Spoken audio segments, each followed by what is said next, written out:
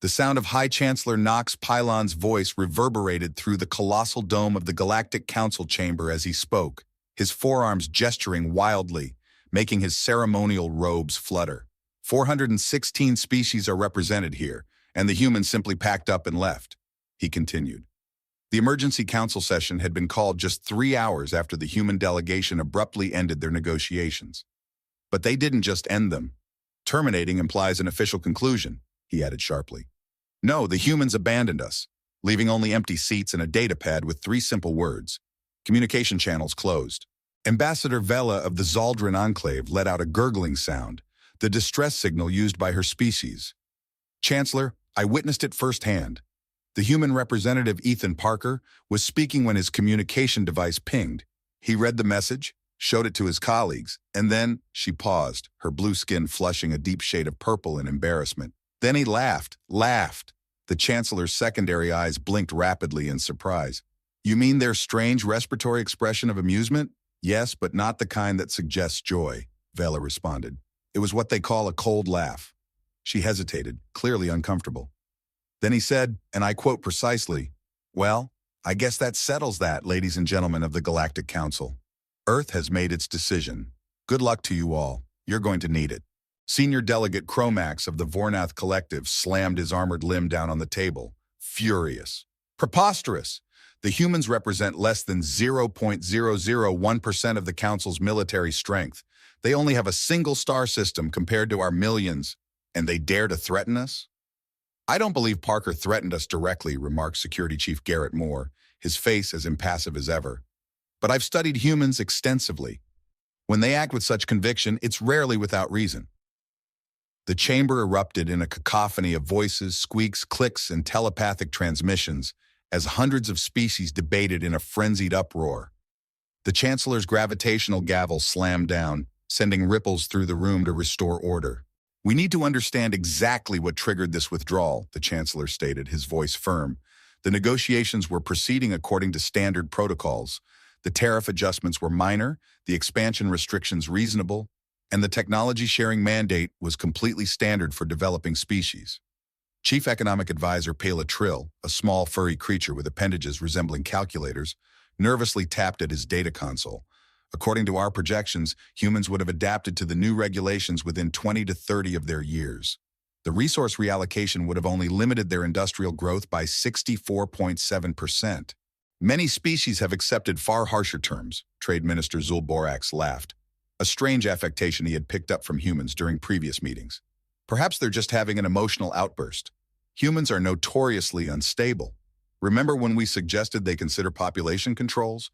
Their representative turned bright red and required oxygen supplementation. No, said Military Advisor General Cax, speaking for the first time. His ancient, battle-scarred voice was barely a whisper, but the entire chamber fell silent. This is not an emotional response. The Chancellor raised an eyebrow. How can you be so certain? Cax's 6 eyes narrowed. Because I received intelligence just before this session began. The humans have activated their entire reserve fleet. Every military vessel they possess has gone dark, communications silent, transponders disabled. Their orbital defense platforms are on maximum readiness. And most concerning, he paused, letting the silence hang in the air. They've stopped all outbound civilian traffic. Not a single human transport has left their system since they departed these chambers. A complete silence followed. Chancellor Creeks continued, his tone grave. I believe we may have severely miscalculated.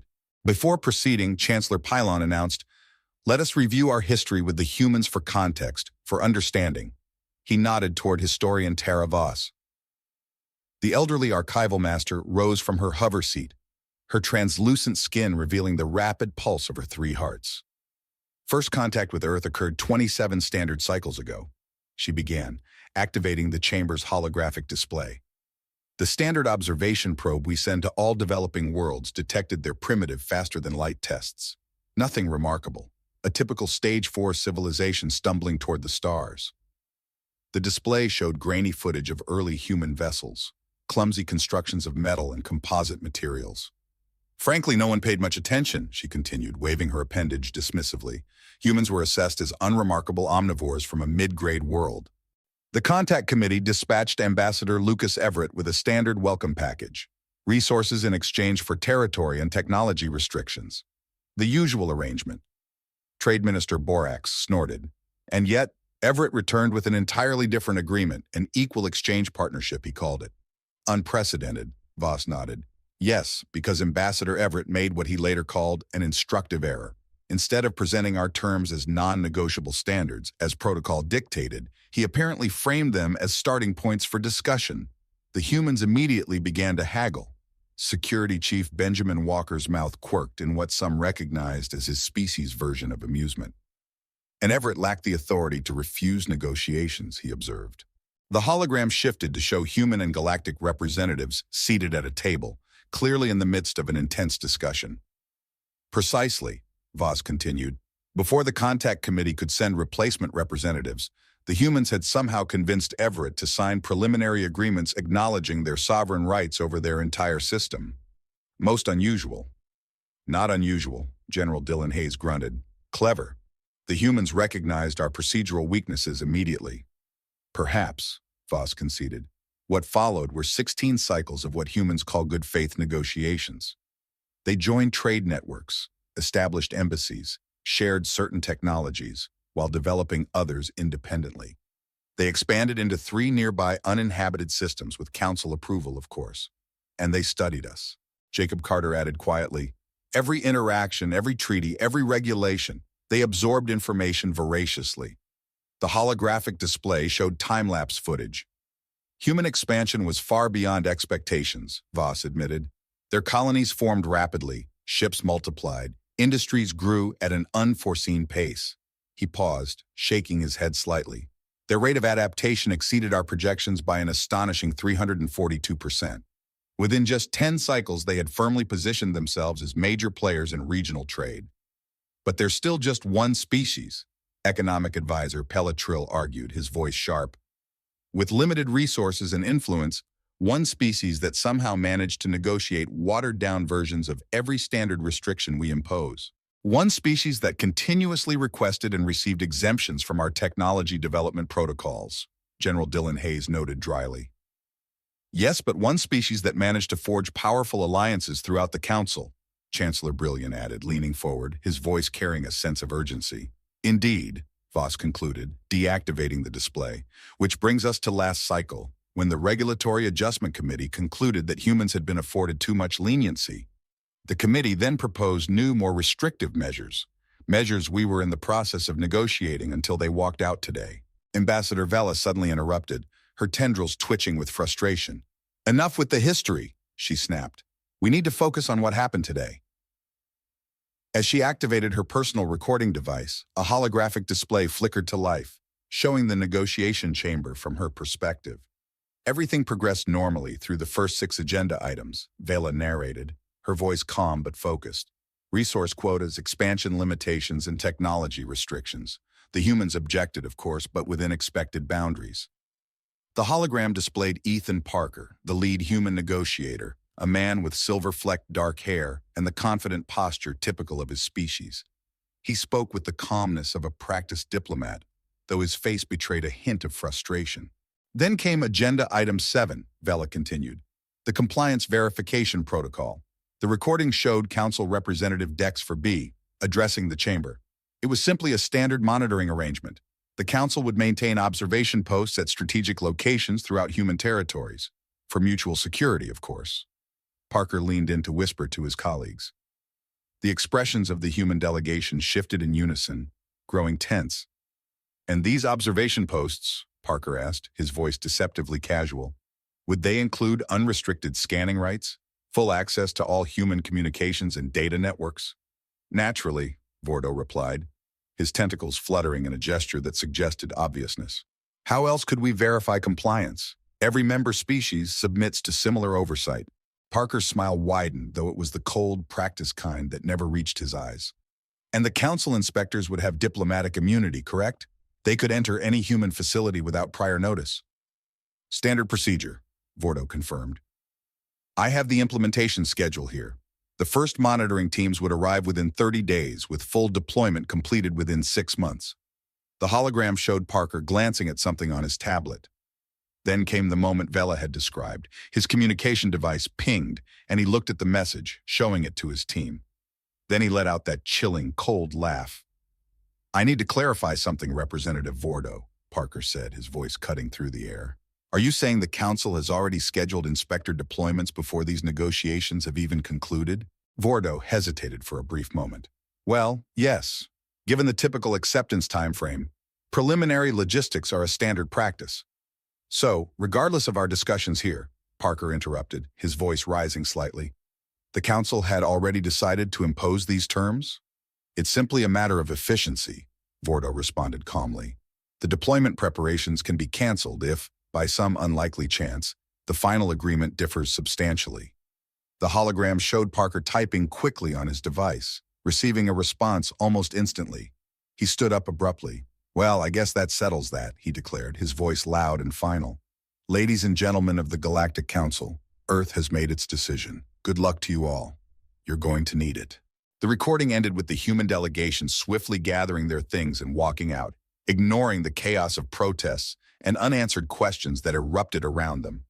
"That's it?" Chancellor Pylon asked, incredulous. "They abandoned negotiations over standard inspection protocols?" "No," General Cax replied, his voice dark with realization. "They left because we revealed we never had any intention of truly negotiating. We showed our hand far too early." Security Chief Garrett Moore nodded thoughtfully. "The humans have a saying, don't play poker with someone who can see your cards.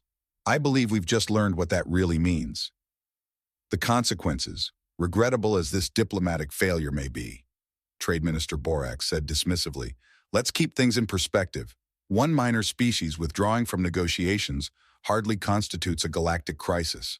The moment the words left his speaking apparatus, emergency alerts began flashing across multiple council members' communication devices.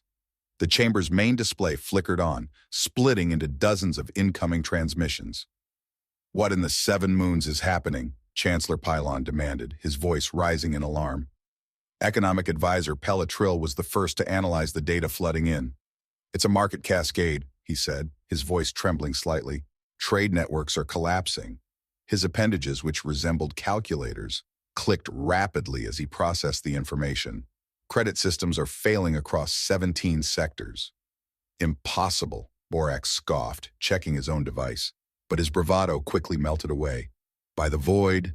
Trill, standing up in shock, whispered, "Human financial interests are liquidating everything. All holdings across all markets. They're dumping everything they own. They're converting all assets to raw materials and hard currency," Trill added, his voice barely audible. A representative from the banking consortium jumped to his feet, scrambling to a communication terminal. "What do we do? Stop them? Freeze their accounts?" Security Chief Zari shook his scaled head. "It's too late. Look at the timestamps.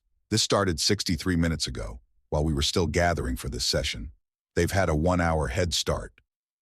The chamber erupted into total pandemonium as the ramifications of the human actions became clear. "Human vessels are departing all non-human ports," shouted Ambassador Tela of the Zyrex Coalition. "Our docking stations report a mass exodus." "Same in the Orion Arm," a voice cried out. "Every human ship is withdrawing at the same time. The Proxima Trading Hub just reported that all human businesses have closed without notice," another voice shouted. "Human diplomatic staff has abandoned our embassy on Center Prime." General Cax observed the rising chaos, his expression grim, as if he were witnessing the unfolding of a disaster he had long predicted. "They prepared for this meticulously," he muttered, his voice tinged with a bitter edge.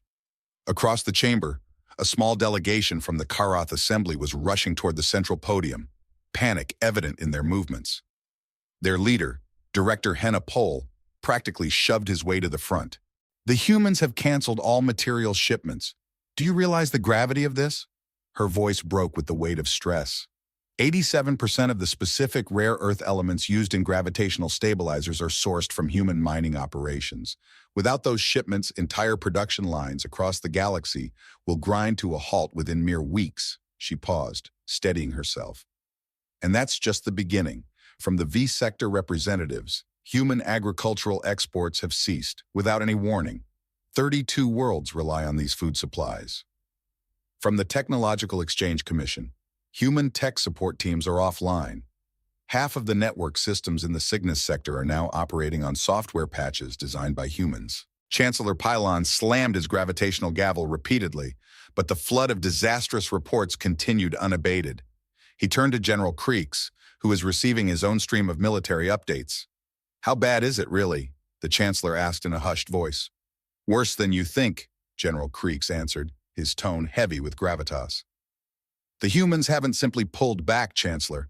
Over the years, they've subtly integrated themselves into the critical infrastructure across the galaxy. Now, in one swift, coordinated action, they've surgically extracted themselves." He looked up from his display. This was a carefully crafted strategic operation. "But why?" Chancellor Pylon asked, his confusion evident. "What could they possibly hope to gain by destabilizing the very systems that serve their interests?" "Leverage," Security Chief Garrett Moore answered with blunt clarity. "Humans refer to it as revealing your true value by your absence." The realization sank in, and Security Chief Centauri presented his preliminary damage report. His usually stoic face betrayed the faintest sign of concern as he addressed the chamber, now quiet with apprehension. 3 hours had passed since the initial chaos erupted. The emergency session had quickly shifted into a crisis management operation, with most representatives working in tandem with their homeworlds, while Core Council leadership scrambled to assess the situation. "The pattern is becoming clearer," Centauri continued, activating a galactic display. Red indicators blossomed across the holographic stars, each representing an affected system. Human withdrawal has disrupted 734 critical supply chains, 212 technological networks, and 89 financial systems. Economic Advisor Trill let out a soft groan. "The level of coordination required for such a precise extraction, it defies any reasonable calculation." "No," General Creeks contradicted, stepping forward with unwavering confidence. "It's not beyond calculation. It's the result of calculation, human calculation." The ancient general adjusted the display, zooming in on specific patterns in the disruption. "Take a close look. Notice what they targeted and what they didn't." Chancellor Pylon leaned in, his 4 eyes narrowing in focus. "Explain, General." "Observe these systems." Creeks indicated a series of clusters: heavy manufacturing, military supply chains, quantum communication relays, strategic materials. The humans extracted themselves from positions where their absence would cause maximum disruption to our defensive and strategic capabilities. "Is that a coincidence?" he asked, his gaze turning to Trade Minister Borax. "Now, observe these sectors," Creeks continued, highlighting other areas: agricultural support, civilian supply chains, medical logistics, and basic transportation networks. The humans have either maintained these links or provided 6-month supply buffers before they left. The chamber grew silent, the gravity of the implications settling over everyone. "By the void," V whispered in disbelief. "They're preparing for conflict while minimizing civilian casualties." "That's not all," Zanari added, bringing up a new display filled with thousands of data points. "Our intelligence networks have been reconstructing human activities over the last 5 years. We've found that they've been systematically purchasing, stockpiling, or arranging alternative supplies for every material they import from Council worlds." "Self-sufficiency," General Cax nodded slowly. "The foundation of strategic independence." "But how could we have missed this?" Chancellor Pylon demanded, frustration creeping into his voice. "Our economic monitoring systems. We were watching what the humans wanted us to watch," Zanari finished for him. "They executed these preparations through shell corporations, private enterprises, and distributed networks. The knowledge was compartmentalized so effectively that no single human entity had the full picture until today."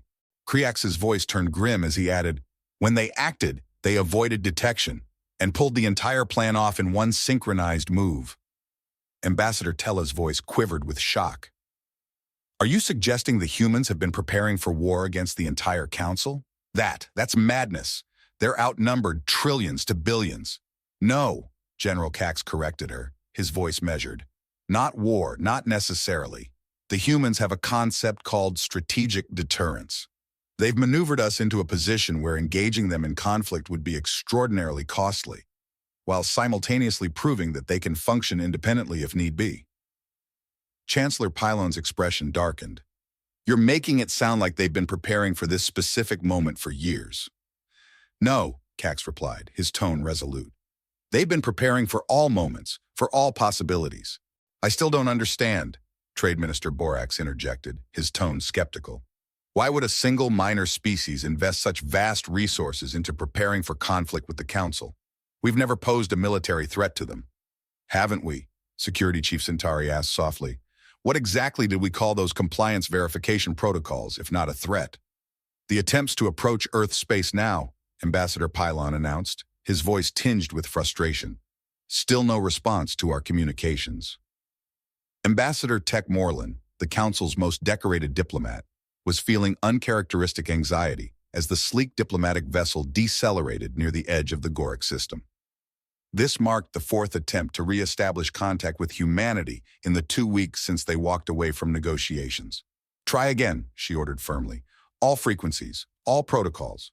Ambassador, we're broadcasting on every known channel, the communications officer replied. They're receiving, but they're choosing not to respond. Morlin sighed deeply, her bioluminescent patches dimming with frustration. She had personally negotiated peace between the Ashtari and the Stern Alliance after 3 centuries of war, yet here she was, unable to even begin a conversation with one obstinate species. The previous missions encountered the same response pattern, Security Advisor Wren noted, reviewing data from earlier attempts. The Council sent a junior diplomat, then a trade delegation, followed by a scientific envoy. Each approached from different vectors, each was ignored, but not threatened. Correct, Morlin added, her expression hardening. They allow us to approach this precise distance, just beyond their outer defense perimeter. Then, almost as if on cue, a small object materializes alongside our vessel, just a simple probe, broadcasting a repeating message in plain galactic standard. This automated notice confirms receipt of your communication attempt. Earth is not accepting diplomatic visitors at this time. Your vessel has been identified and logged. Please withdraw to a minimum distance of 2 light hours from the Goric system. This message will not be repeated. Same as before, Wren confirmed, repeating the words exactly. Morin stared at the view screen, her eyes fixed on the distant blue-white dot of Earth. This isn't right.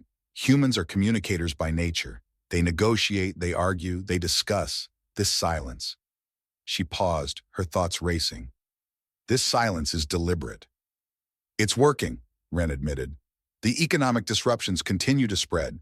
7 member worlds have formally requested the Council to make concessions to human demands, but they haven't made any demands. Morin's eyes widened in realization. They've simply walked away. The ship's analyst, a young Tharvok named Pax, looked up from his console. Ambassador, I believe that is their demand. What do you mean? Morin asked, puzzled. They're demonstrating that the cost of not engaging with them on their terms is greater than the cost of accepting their terms, Pax explained. Classic negotiating leverage. Pax hesitated, clearly thinking over his next words. We have a saying on Tellus, the quietest voice in the room is the one everyone strains to hear. Morin considered this as she gazed at the silent, waiting blue world. Finally, she spoke, her voice resolute. Pilot, take us back. This mission, like the others, has failed. Wren gave her a pointed look. What will you tell the Council? Morin's expression grew grim. The truth. The humans aren't just leaving the table, they're building a new one, and they'll decide who gets invited. Before anyone could respond, a new message blared across the comms. We have a situation at the Arcturus Gateway. General Kriax entered the Council chamber without ceremony. 3 standard weeks had passed since the humans withdrew from negotiations. While the economic chaos had begun to stabilize, it had come at a great cost. Emergency resource reallocations had prevented total collapse, but shortages still plagued dozens of sectors. The Council remained in permanent emergency session. What now? Chancellor Pylon asked wearily. Instead of answering, Creeks activated the chamber's main display. A real-time feed of the Arcturus Gateway appeared, a vital strategic asset for the Council. This massive artificial wormhole generator connected key military staging areas across 4 sectors. 6 hours ago, a human battle group emerged from FTL near the gateway, Creeks explained. 5 capital ships. Their designations are unknown, not in our recognition databases. New vessels? Zend asked sharply. Previously uncatalogued, Creeks confirmed. Current estimates suggest they've been hiding approximately 60% of their military capacity. Chancellor Pylon rose from his seat. Are they attacking the gateway? No, Creeks replied, his tone flat. They're just sitting there, holding position exactly 10,000 kilometers from the gateway control station. And have they made any demands? V asked. None, Cax replied. But they're broadcasting a countdown timer on all frequencies. It reaches 0 in approximately 7 minutes. The chamber erupted into alarmed voices. Evacuate the gateway, someone shouted. Scramble defense fleets, another called. Creeks raised a clawed hand for silence. Already done, but our nearest response force is 40 minutes out. Whatever the humans are planning, we won't be able to prevent it in time. All eyes turned to the display as the timer counted down. The 5 human vessels maintained their perfect formation, making no aggressive moves. The council watched in collective tension as the counter reached 0. For several seconds, nothing happened. Then, in unison, all 5 human ships activated unknown devices. Sensors registered massive energy spikes, but no weapons discharged. Instead, a complex pattern of gravitational waves propagated outward, directly toward the gateway. What are they doing? Chancellor Pilon demanded. Unknown, Creeks replied tensely. But then his voice trailed off as the impossible happened. The massive gateway, a structure 17 kilometers long, and the pinnacle of council engineering shimmered. It distorted and then simply activated. The artificial wormhole collapsed, the control systems went dark, and the navigation beacons shut down, without a single shot fired. How? Pylon whispered. That's impossible. The gateway has 27 redundant systems, failsafes upon failsafes. Gravitational resonance cascade, Zent murmured, analyzing the data. They precisely matched the gateway's operational frequencies and induced a controlled shutdown. The technique is elegant. A new transmission appeared on the display. A simple text message. Again, in plain galactic standard. Gateway successfully deactivated via non-destructive means. All council personnel remain unharmed. Gateway functionality can be restored within 72 hours once systems reset. This demonstration concludes in 30 seconds. True to their word, exactly 30 seconds later, the 5 human vessels activated their FTL drives and vanished. They could have destroyed it, Cax said, his voice cutting through the stunned silence. Instead, they showed us they can neutralize our most sophisticated technology without firing a single shot and without causing any casualties. Ambassador Vela spoke softly. This was a message. Yes, Cax agreed grimly. The message is simple. We can shut you down at any time, and there's nothing you can do about it. The resolution, the communications officer interrupted. They're hailing us. It had been precisely 42 days since the humans walked away from the negotiating table. 42 days of economic turmoil, diplomatic chaos, and growing panic across council space. 42 days in which humanity maintained almost complete silence, speaking only through their calculated actions. Chancellor Pylon exchanged a glance with the emergency committee assembled on the council's flagship. General Creeks, Security Chief Zari, Ambassador Vela, and Ambassador Morin were present. Put it through, Pylon ordered, adjusting his ceremonial robes. The display activated, revealing Ethan Parker, the same human negotiator who had walked out 6 weeks earlier. He looked surprisingly calm, seated at what appeared to be a simple desk, with an Earth landscape visible through a window behind him. Chancellor Pylon, Parker greeted, offering a polite nod. Thank you for accepting my call. Accepting? Zanari muttered under his breath, as if we had a choice. Pylon raised a hand for silence. Representative Parker, the Council has been attempting to communicate with Earth for weeks. I'm pleased you finally decided to respond. Parker smiled faintly. We needed time to ensure our position was fully understood. Based on recent events, I believe that time has come. Your position? Pylon could not keep the edge from his voice. Your government has caused unprecedented disruption across 17 sectors, demonstrated military capabilities previously undisclosed, and refused all diplomatic contact. Is chaos your position? Chancellor Pylon asked sharply. Representative Parker didn't take the bait. Our position, Chancellor, is one of independence coupled with mutually beneficial cooperation. Our actions were necessary to demonstrate that humanity cannot be treated as just another subjugated species. No one was subjugating, Pylon began. Parker interrupted, his voice measured but firm. Let's not indulge in fiction, Chancellor. The compliance verification protocols were merely the final step in a long-planned process to bring humanity under the Council's direct control. We've known this for years. An uncomfortable silence spread throughout the chamber as council representatives exchanged nervous glances. "What exactly does Earth want?" General Creeks asked bluntly, stepping forward. Parker gave a respectful nod to the general. "To put it simply, General Creeks, we want formal recognition of Gorick and its colonies as fully sovereign territories. With that recognition comes the full spectrum of rights and privileges. We seek non-interference in our internal development, and we want trade agreements that are fairly negotiated, not imposed quotas." "You could have simply asked for these things at the negotiating table," Ambassador Fee suggested. Parker chuckled, a rare and genuine laugh. "Ambassador, we've been asking for these very things for 27 years. All we've received in return is systematic neglect, delayed responses, and minor concessions, while the underlying agenda remained unchanged." "So, instead of dialogue, you chose disruption?" Chancellor Pilon asked, his tone accusing. "No, Chancellor," Parker responded, unshaken. "We chose to demonstrate reality instead of continuing a charade." He leaned forward, his gaze steady. "The reality is that humanity can exist without the Council, if necessary. We would prefer cooperation, as that is more beneficial for all parties. But we needed to make it abundantly clear that subjugation is not an option." Security Chief Centauri, who had been quietly analyzing the conversation, finally spoke.